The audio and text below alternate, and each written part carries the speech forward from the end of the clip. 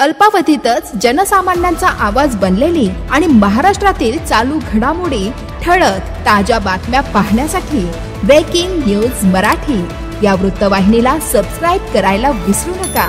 आणि हो, व्हिडिओ आवडल्यास नक्की लाईक करा। मुख्य संपादक वसंत पानसरे।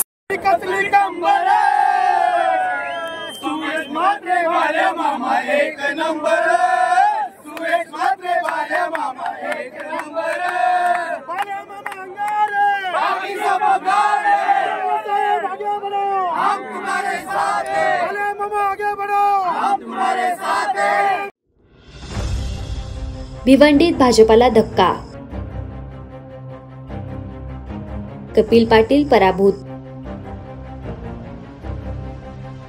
बाळामामा म्हात्रे प्रचंड मतांनी विजयी। अवघ्या महाराष्ट्राचे लक्ष लागून राहिलेल्या भिवंडी लोकसभेमध्ये धक्कादायक निकाल समोर आला असून महाविकास आघाडीचे शरद पवार गटाचे लोकसभा उमेदवार सुरेश म्हात्रे उर्फ बाळामामा म्हात्रे हे प्रचंड मतांनी विजयी झाले आहेत।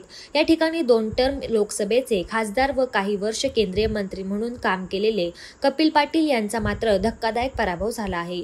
यामुळे कपिल पाटील यांची हॅट्रिक हुकली आहे। भिवंडी लोकसभेत तिरंगी लढत झाली होती। यामध्ये महायुतीचे कपिल पाटील, महाविकास आघाडीचे बाळामामा म्हात्रे व अपक्ष उमेदवार निलेश सांबरे यांच्या चुरशीची लढत झाली होती।